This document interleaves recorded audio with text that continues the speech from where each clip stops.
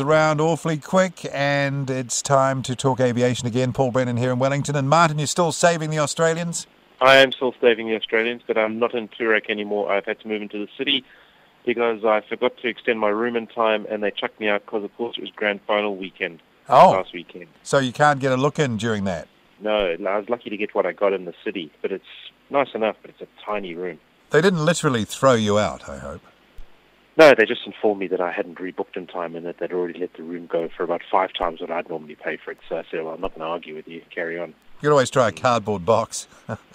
Well, yeah, it probably wouldn't be much smaller than the room I'm in, actually. You can't swing a cat in it. No, you couldn't even get a cat in here, let alone swing it. I always wondered where that saying came from. It sort of implies that people do swing cats. I guess they do. Well, it's a well-known unit of measure. It must have come from some point of fact from somewhere long ago. All right. Mm-hmm. Now, let's talk about something. Perhaps we should have mentioned this in earlier programs because it does affect us locally, and that is the confirmation of the extension or plans to extend the Wellington runway. Indeed. About time. Absolutely. We've been talking about that for quite a while. Was it 300 metres or 600 metres? I think it's 300, isn't it? Yeah, 1,000 feet, 300 metres. Yeah, well, yeah. I guess that allows operations, for the big twins to fly international, basically? Yeah, 787s and A350s to Asia. Yeah. With any penalty? No, I wouldn't think so. I mean, the 40-knot breeze, which is generally blowing down, it adds another kilometre to it, doesn't it? You can rely on that. Yeah. So, 300 metres, what's that, almost a third of a K? Yeah. I'm hopeless at converting things. What's it, 8,000 something feet now? No, it's under 7,000. So it's under 7,000, that'll be just under 8,000, which is... It's not too bad. Quite a long runway. Still not much on the overrun. They're going to have to do something about that. I guess they must be in the plan somewhere, especially for the northern end. And I think if they want regular international flights, some of the airlines might kick up and say, listen, we want proper lighting as well, approach lighting. Yeah, they don't have that, do they? They don't have the rabbit lights or anything. Do you need that for a certain category? I haven't looked into the rules. You don't need it for safety at whatever category you're licensed at, but if you want to get the higher categories, yes, you certainly need approach lighting. those sort of blinking chevrons and all that type of thing. Yeah, those sort of the guide you in type lights out that go out on from the centre line. It seems to me that we have quite a low threshold of category. I think it's category 1, Wellington. It's nothing flash. No, well, obviously not. No, it's got no lighting. That'd be it. Be a good spotting. All right, but that's good for the economy, and I think for the money they're going to spend, isn't it something ridiculous like $1 million for a metre or something? Yeah, which brought to mind in Melbourne. They just announced this big roading project, and it's $1 billion a kilometre. How come it's so expensive? I can't work that out because machines essentially make it, don't they? They just pour the ingredients in and it makes a road at the other end. Oh, but they've got right-of-ways and everything, which they don't have in Wellington. But I suppose structurally it's going to be quite difficult because they're going to have to put all the piles and everything out in the sea. Right. Well, yeah, for that. They're going at the southern end, by the way. Yeah, exactly. So they're going out over the seas. Whereas in the old days, I'm by no means condoning this outrageous behaviour, but in the old days they just used to cut the top of a local hill. Well, that's exactly what they did there. Yeah, well... You can see where they've done it in some places. Yeah, not anymore. They just filled in the sea. Well, I guess at the northern end you've got all sorts of possible objections from residents. It could be an absolute minefield. But that puts up the cost, you'd think. Well, I don't know. The other northern end, they'd have to build a big bridge over a main road and go out into that little bay. Well, they're going to still have to do that to stop the overrun threat there. You sail off the end and you go into high-voltage trolleybus wires, which will do wonders for the fuel tanks. I wonder what the market is, though, for international flights out of the Wellington region. Can you see them being supported by the population? Well, I tell you what, if I could get to Singapore without having to fly to Auckland first, I'd buy it, for sure. Yeah? Oh, yeah. Okay. It's not just a case of build it and they will come, and you sort of hope. I think it would give people options, it would give airlines options, there might even be a bit of competition between the airports. It's going to be interesting how they build the taxiways out to the end of the runway, because it's potentially going to be a very wide extension they have to put on that runway. They're going to have to build a taxiway parallel to the runway right down to the end, so there's going to be, the extension's going to be 300 metres long and be 300 metres wide. Right. Well, you could do it like bridge style. They've done that at airports. Well, there's that one in Madeira, isn't it, where they're basically half the runways on these 20-metre pillars. Yeah, that seemed to work. Spectacular, that is. Oh, also that's scheduled to begin, I think, within a couple of years. So, 3, 4, 5 years from now, we could be seeing, Emirates 777-300 ERs, or they be 777-9Xs, and A350s sailing into the capital. And 787s, of course.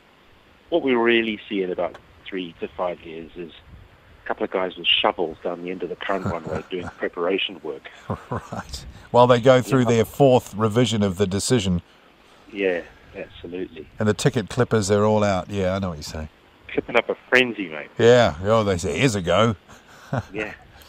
All right. And speaking of new services, into New Zealand, another Chinese airline has announced that they'll be flying in and out of Auckland in competition, presumably directly to China Southern.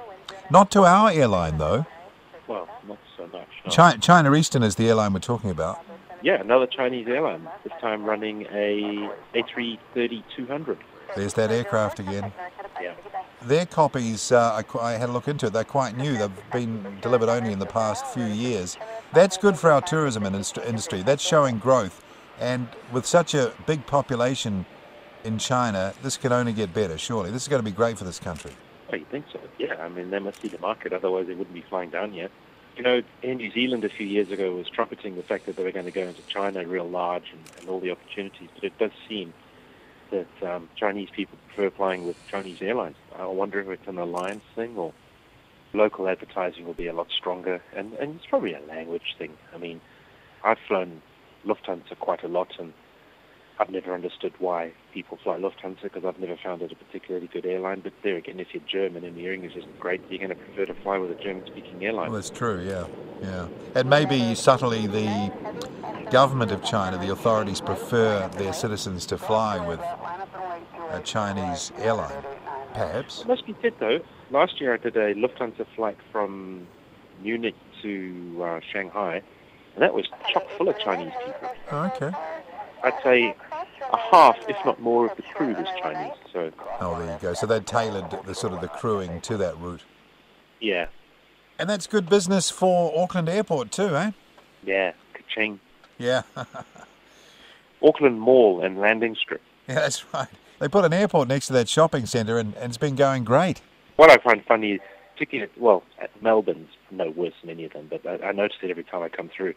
The passageway to customs has to take a kink past the cash registers of the duty-free, which the duty-free zone seems to be getting, or the duty-free mall seems to be encroaching more and more and more on the passageways.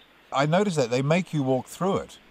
Yeah, I mean, Wellington is exactly the same. You cannot not walk through the drinks on sale. I don't know about that. How do you feel about that? Well, you don't have a choice. You just have to. They've sold the rights to a captive market.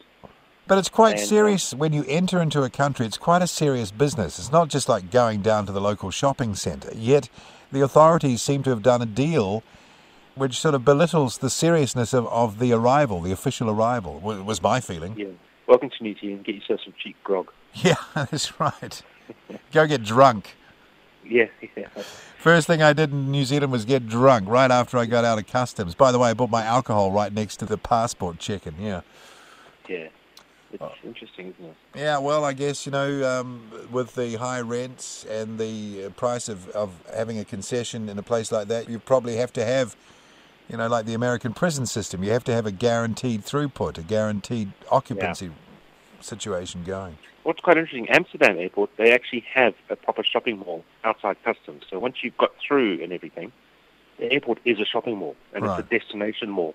The railway station there's a shopping mall, and you can go there and do your regular shopping if you wanted to. Well, it's a little more dignified doing it that way than to make it as part of your entry into the country.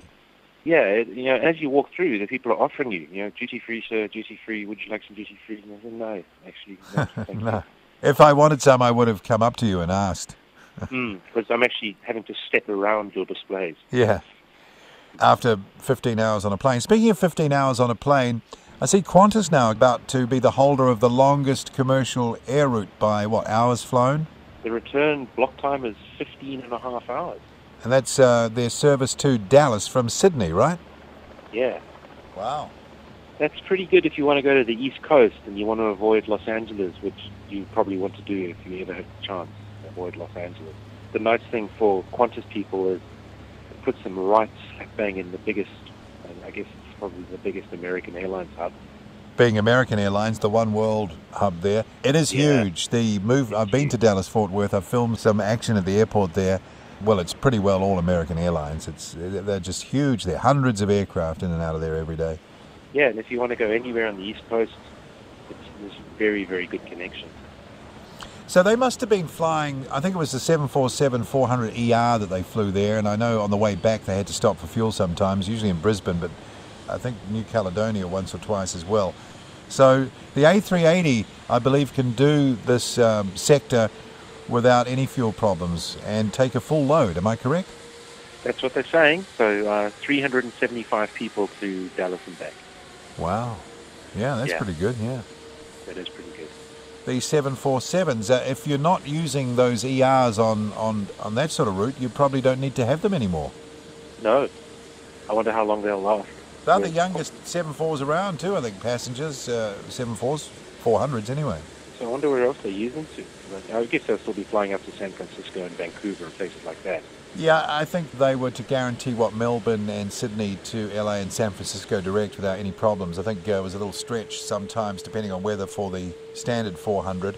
But you can see that there isn't too long left for those 74s in Qantas. You get the feeling, don't you? Yeah, now that the 76s are going, the 74s can't be too far behind. On the other hand, they're pretty young. Ain't nobody going to buy them off them. Well, the problem is it really doesn't matter about age anymore, does it? It's how much gas they suck, and you're seeing now aircraft being retired way before the hours are up. Back in the old days, it was they flew them to the end of hours. That doesn't happen hardly at all now.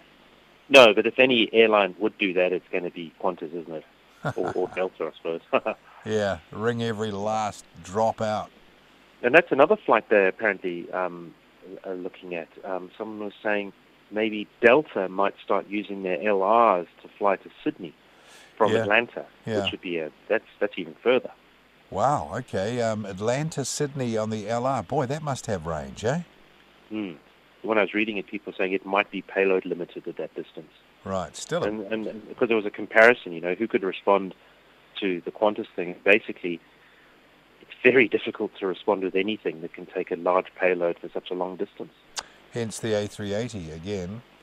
That's 1,000 kilometres short of its maximum theoretical range. Right. I see, speaking of the A380, Tim Clark's come out and said if you do a Neo, we'll buy up to 60. Did you see that? Yes, I did. That's incredible. They're going to do it. They reckon it's only going to cost them, it'll cost them less than $1 billion to update it, and more people would buy it. It gets even cheaper. Yeah, well, Tim Clark is quoted as saying, I think, that he'd already spoken to Rolls-Royce and they said they could do it. So obviously he's been, talking with the people involved. But 60, crikey. And it would fit right in with Airbus's stated new policy of continually upgrading existing designs. Without any sort of delay, implementing those programs sort of in a real-time way. I see Etihad's new A380's been rolled out with paint on it. They've got a new livery. That's quite smart, nice. I thought. Quite smart. That's very nice. And then there was an article with Mr. Bakar, discussing the halo effect of the A380 and how simply announcing A380 flights increases their bookings. Wow. Yeah, people just want to fly on it. So what do the Boeing fanboys and the anti-VLA types say about that? Well, what can they say? I mean, it's for the non-enthusiast public, which, let's face it, is about 99.9% of the people in the world. They like flying on it. They don't know very much about it, but they get off the plane feeling less tired, been a lot quieter, and they feel more relaxed. And they just put two and two together, right, the A380 did that, and it does. So yeah, good. Okay, so Mr. Baker is happy, is he? Happy as Larry. We mentioned the Al Jazeera doco last program where they looked at the 787 program and they had disgruntled staff saying how would you describe, making quite disturbing comments about practices at the Charlotte factory? Yeah, where they North make Carolina, it. yeah. Sorry, North Carolina. Yeah, that is the state where that city is. And, quite disturbing comments, mentions of drug use amongst the workforce. No one cares. Shoddy work turning up at the final assembly plant in Seattle, that sort of thing. And one of the well-known Boeing fan people, Richard Abulafia, is that his name? Abulafia. Yeah, he's come out and he's sort of echoed some of that criticism. He nails it down to basically a crisis in labour relations, and that's what Boeing has failed to do, is maintain good labour relations, and that's really the nub of the problem. Yeah, well, they've treated their labour really quite badly. It seems, as when you read all the reports and everything, they've picked every fight with them they can, screwed them out of every cent they can get, and they've treated them just like regular production line workers who might as well be making, I don't know, pots and pans. Not to denigrate the pots and pan makers of this world, but a plane's quite a difficult thing to make, and if you build a pot and pan, if it goes wrong, it could be critical, but it's less critical than if a bit of your wing falls off. True. The old Boeing, it seemed to be that everybody from somebody cleaning the floor all the way up to the engineers were proud of working for Boeing, and they're proud of the product they made, and they made the best goddamn aircraft in the world. And now all the current team of managers have done is just seem to really upset them. And the interesting thing is that it all seemed to happen after they took over the failing manufacturer, McDonnell Douglas, but then somehow in a sort of reverse takeover, McDonnell Douglas managers came out on top. And ever since then, it just seems to have not been that great. That always intrigued me, because I think when Boeing took over McDonnell Douglas were on their knees. Absolutely. And they were on their knees for a reason. I've never understood how that happened. And the very manager that drove McDonnell Douglas to his knees, he came out on top of Boeing for a short time. I forget what his name was. Stonecipher, wasn't it? Stonecipher, yeah. Yeah, sort of crazy situation. But corporate... but the shareholders love them. Hasn't always the management culture of the last couple of decades always put employees first? Because you got happy employees doing the job right, the product's going to be good, and everything else is going to work out all right. It's hard to understand why they sort of went against that philosophy. Well, because if you're doing everything on an Excel spreadsheet and you work out that you can go and get someone else to do it for $5 an hour cheaper, and you say, well, I've got 15,000 workers times 5 an hour times 8 a day times 5 a week, blah, blah, blah. Pretty soon you're saving tens of millions of dollars a year. And so all reason goes straight out the window, and that would appear to have is what's happened with Boeing to a certain extent. But even saving $10 million, that's a measly amount in aviation terms. You've got to be saving billions to make any real difference. But that's how they save billions, by cutting the one core cost.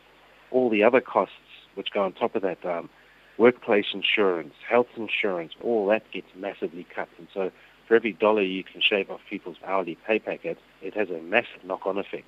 They've been chasing that. You get the feeling that that could be about to change there, because it hasn't served them well, has it?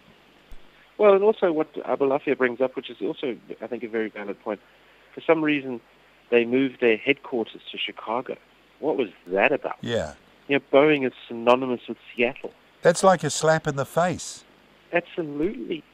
Oh, we don't want to be involved in the dirty business of building aircraft. We want to go and be advertising executives in Chicago. In hindsight, yeah, not a good move. I remember visiting Boeing at around the time they were about to make that shift and talking to some of the retired employees who were helping out at the Artifact Restoration Center for the Museum of Flight. And they were very, very grumpy about that, exceedingly grumpy.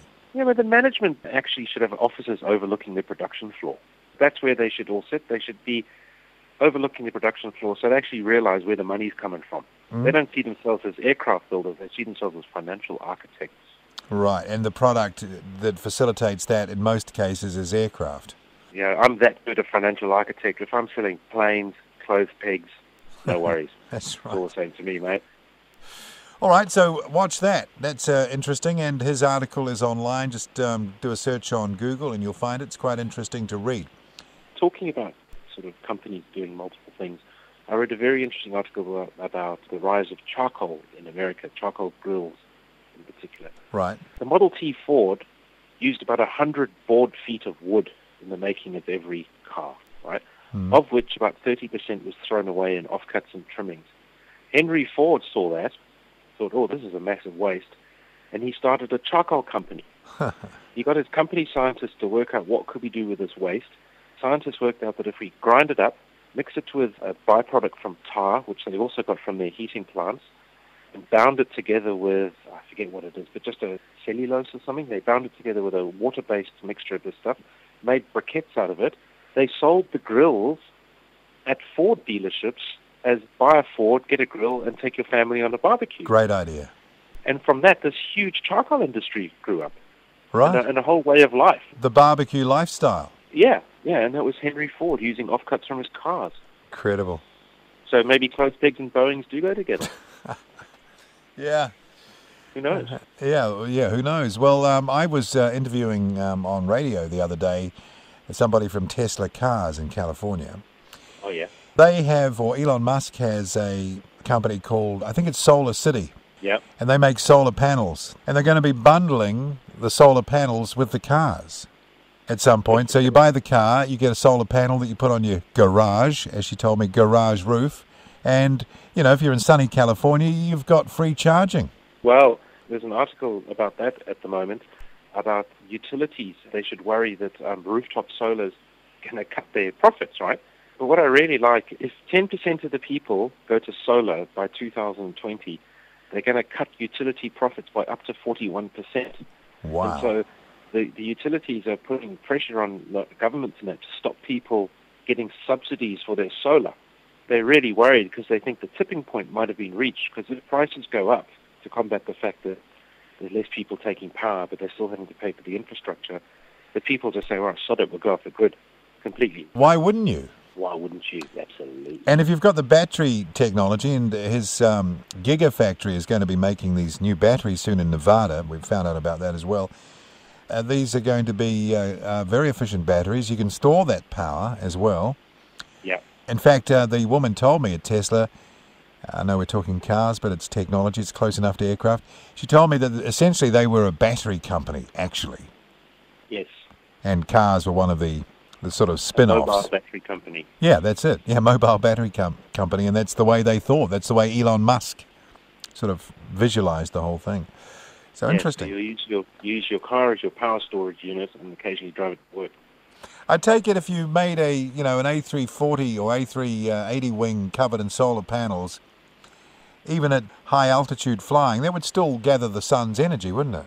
Yeah, but it'd be enough to power two of the screens in the back of a few seats. Yeah, no, I'm not advocating that it power the plane. I'm just wondering. Yeah, how no, far. but it would gather just as much power. Yeah.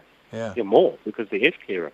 There you go. I think you'd get quite a lot of power out of it. Yeah. I mean, they are talking of electric taxi things to save jet use to get to the end of the runway and that. Without having to fire up the engines for that. Yeah, so you could taxi for 10, 20 minutes to the end of the runway, then fire up the engines and then go that way. All right, time for our aircraft of the day. And Martin, one of your favourites. It is one of my favourites, yes, the Pilatus PC-12. Now, that's that big single turboprop sort of utility aircraft, isn't it, really? Yeah, it's about the size of a King Air, slightly bigger cabin than the King Air, actually. It's got a big single up the front. It's the PT6, isn't it? The old PT6 Yeah, chugging along. The old PT6, yep. I think it's a 15 or a 1600 horsepower PT6, but it's flat rated to 1200 horsepower. Fully pressurized, up to 9 passengers, single pilot certified. The latest one's got a fully glass cockpit. It gets along at cruise speeds 500 and something kilometers an hour, but it'll still only stall. It's not much faster than a Bonanza stalls. It's so marginally faster that the only thing they had, because single-engine aircraft in America, they have a maximum allowed stalling speed, and in order to get the PC-12 to that stalling speed, they had to put a stick pusher on it, an automatic stick pusher. Yeah. So that when it stalls, it pushes the stick so the thing goes down. Right. I've seen them at the Flying Doctor base in Broken Hill. I went and had a look at them, because some of the Aussie states are going over to them big time. They've got quite a few in the fleet now, I think, PC-12s. In fact, a sister of mine used to work in an eye clinic that used Flying Doctors all the time, and she told me that every time she preferred to fly in the PC-12. They're very quiet, apparently, because you don't have two engines right next to you. The engine's quite far in front of even the pilots, and they put big, thick, noise-blocking windscreen in. 25,000 feet with 9 people for nearly 3,000 kilometers. I've seen them advertised in the US, sort of targeted at the wealthy, sort of wilderness-loving business guy with a family. Yeah, because it's like the Cessna Caravan. It can take off from pretty rough strips, but it's got retractable undercarriage, can go a long way, very comfortably, exceptionally reliably, and half the maintenance cost of a Beechcraft. Right. You've only got half the engines. How many have they made of these things? They've been around for a while, the PC-12, haven't they? They have been around for At least 20 years. There's over 1,000 out there. The design was put forward in the late 80s, and it's been flying since the early 90s. Right. Are they made in Switzerland? Are they built in Switzerland? They're made in Switzerland, yeah. Yeah. US Air Force flies them. I think the Afghani Air Force have taken a few. It had all the little radar domes sticking out of it, so obviously an observation aircraft. Now, isn't there some sort of new business model being launched with them in the States? A different sort of airline? Tell us about that. I think you know a bit about that. That's very interesting. It's called Surf Air. I think at the moment they've got 15 PC-12s, but they're looking to order another 50. And what you do is you register with Surf Air, you pay $2,000 registration fee, and you pay $1,750 a month, and you can fly limitless amounts on their network. Wow. So think about that. So if you live in Los Angeles and you need to get to Silicon Valley, what they do is they service little airports, and because the plane doesn't carry more than 10 passengers, they're not subject to all the TSA requirements. So you can just wander on the plane. Right. Obviously, they check who you are because you've got to be a customer. Yeah. Straight on the plane, they take off.